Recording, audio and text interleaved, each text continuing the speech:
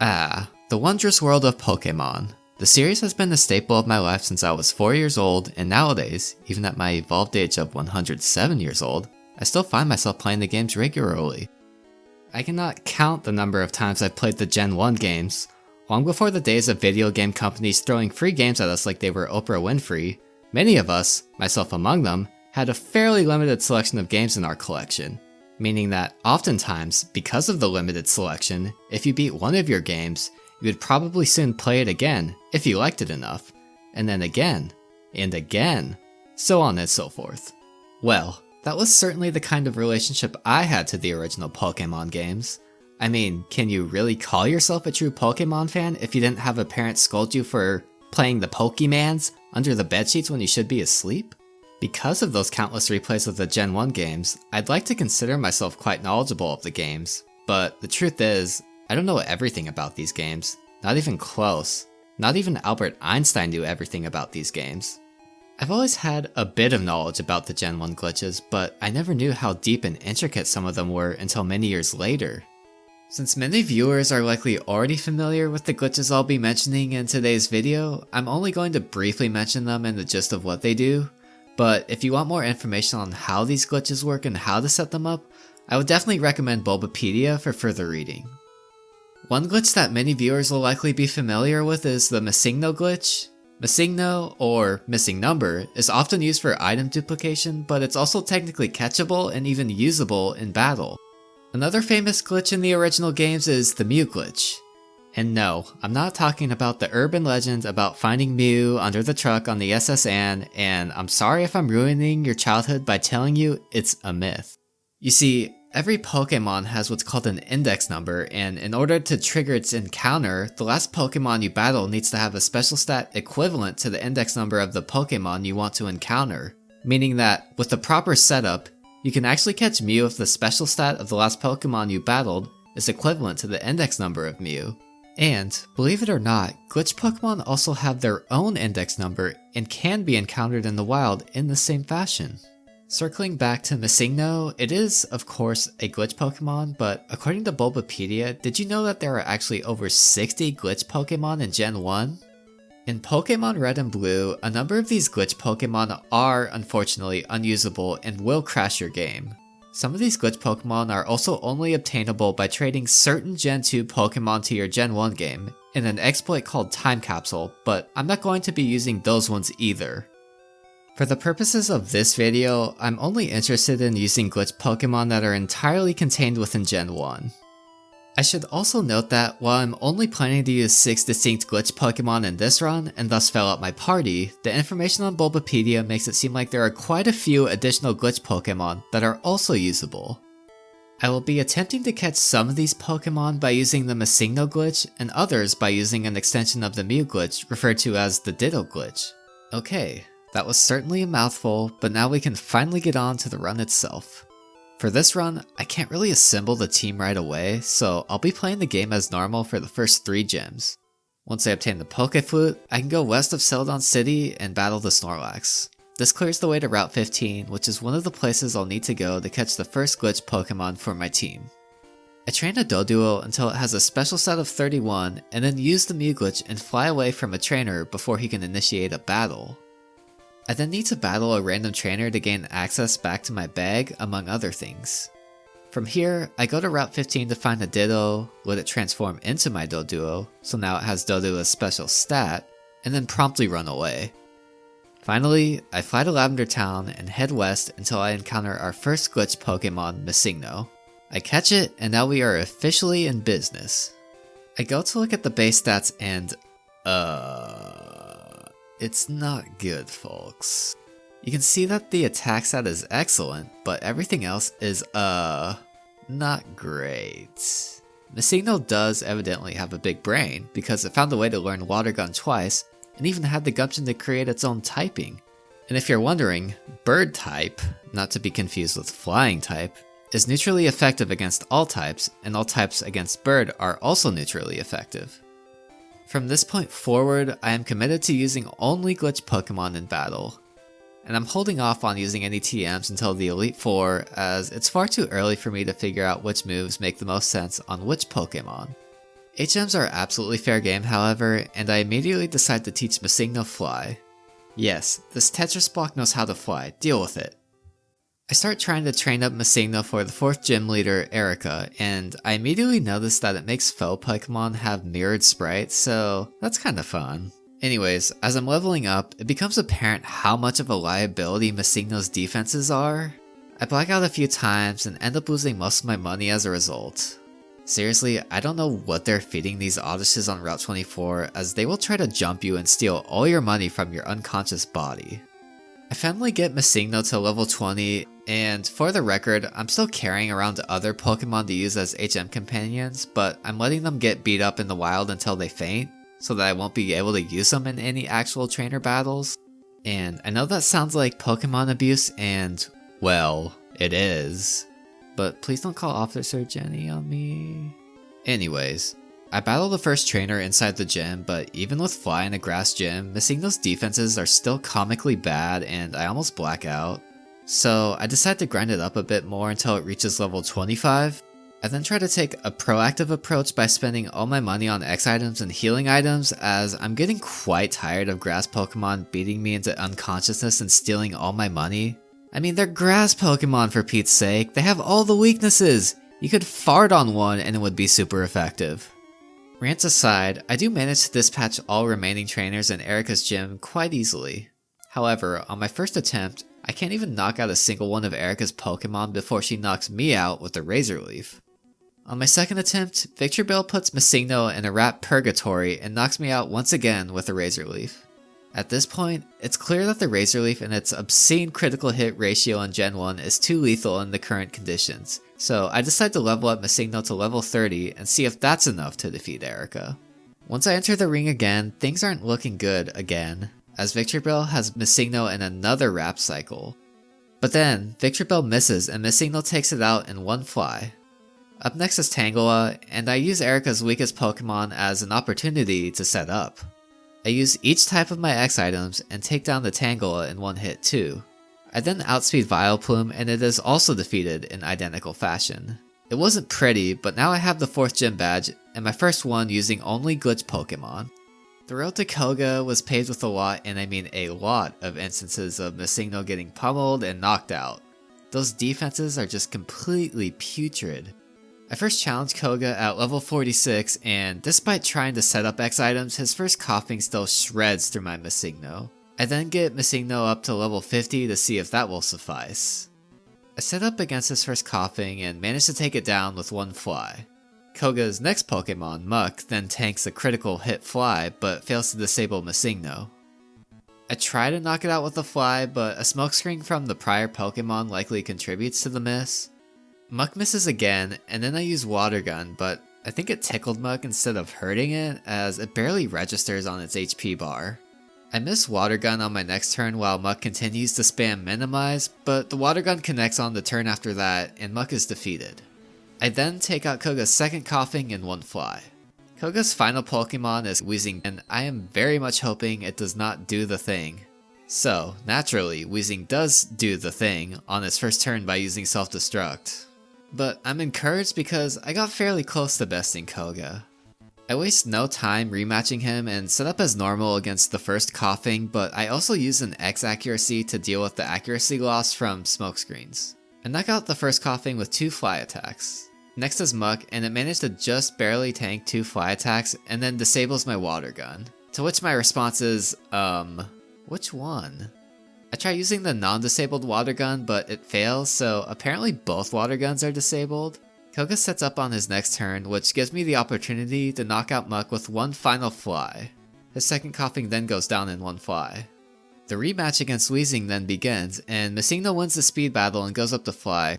The Fly takes Weezing out in one hit. With Koga defeated, I can now use Surf, which is a huge relief because this will not only let me add more glitch Pokemon to my team, but there is now a path to filling out my party entirely. So MissingNo will no longer have to carry the load alone on its extremely frail back that is liable to crumble into a million pieces at any given minute.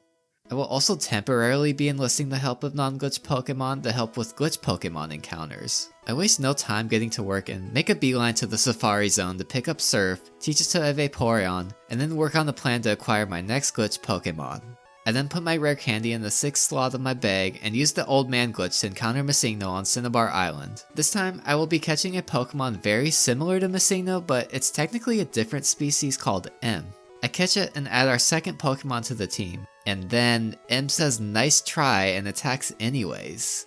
At this point, I'm pretty confused and also hoping this won't soft lock the run somehow, so I just run away.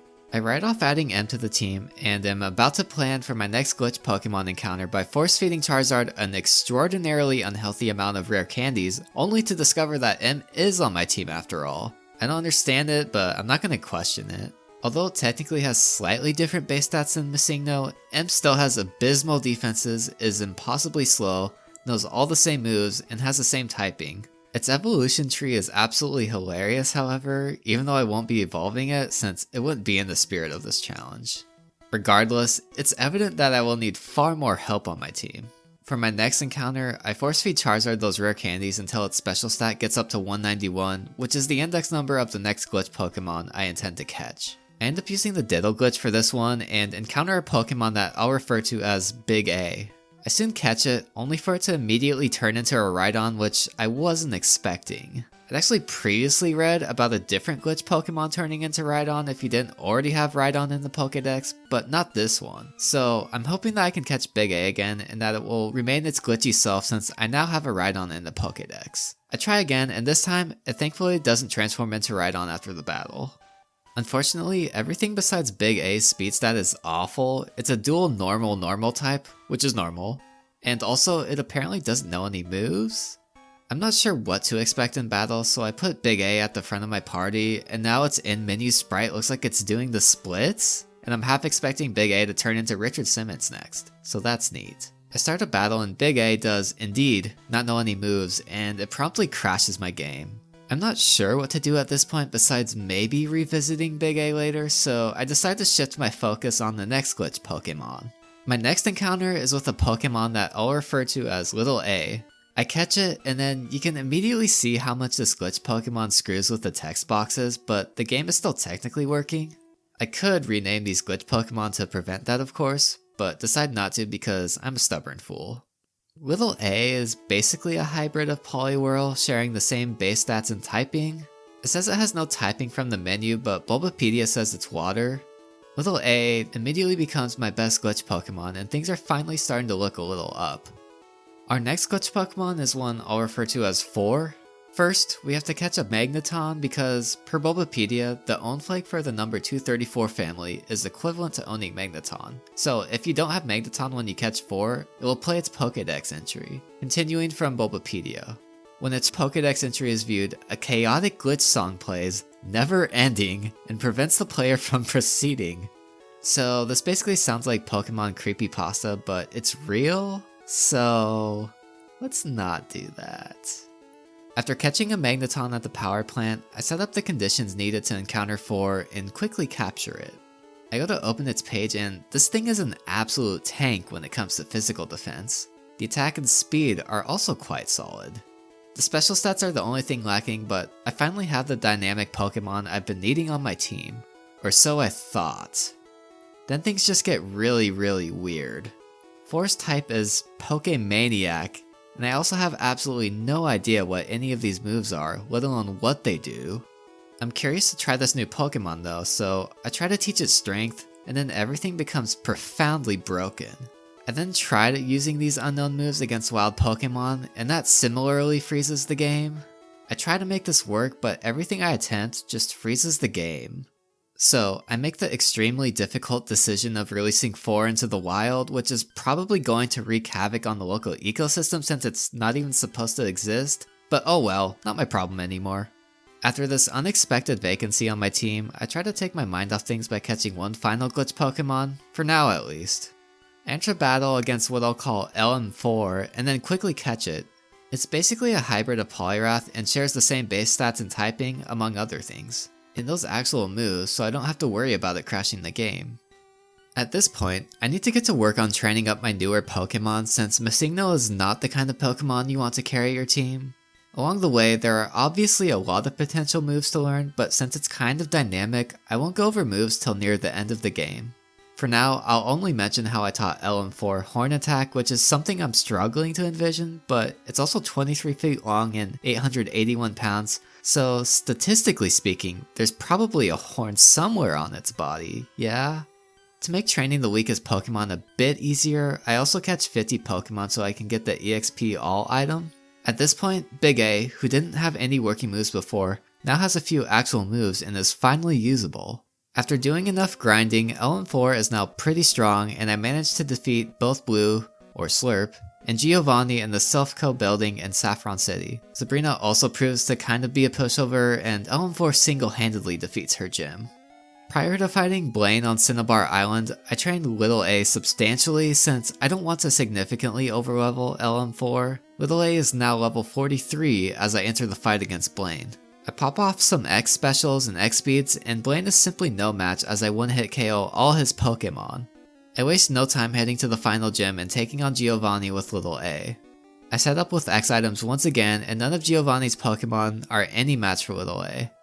I mean, Little A's surf attacks are literally rearranging Giovanni's Pokemon, and Little A evidently doesn't show any mercy to Giovanni himself.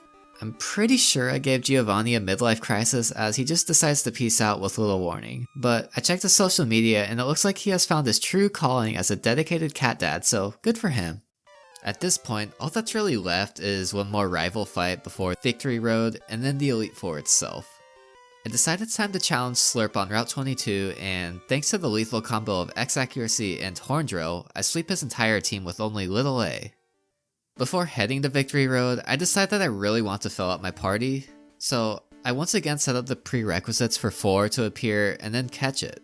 I'm pretty sure I know what went wrong, so I immediately teach 4 Strength and get rid of a glitch move known as Super Glitch, which I'm positive was previously causing all the headaches in battle. I check its moveset from the menu and am relieved to see that its moves are actually readable now. I try 4 out in battle just to be sure and am stoked to see the game not actually crashing afterward. Although I had several hiccups along the way, it's actually looking like all 6 Pokemon I originally planned to catch are going to be usable for this challenge, which is awesome. I trained 4 up to level 50, proceed through Victory Road with ease, and am finally at the doorstep of the Elite Four. As promised, one updated look at the team before we proceed to the very end of the game. LM4 is the all-around star. 4 is the superstar that strikes fear into its opponents. Little A is the glue that holds the team together. MissingNo is the wise veteran that can still pack a punch every now and then. Meanwhile, M and Big A are just happy to be here. And with that, we take our first steps into the Elite Four. I decide to open the fight against Lorelei with my best Pokemon.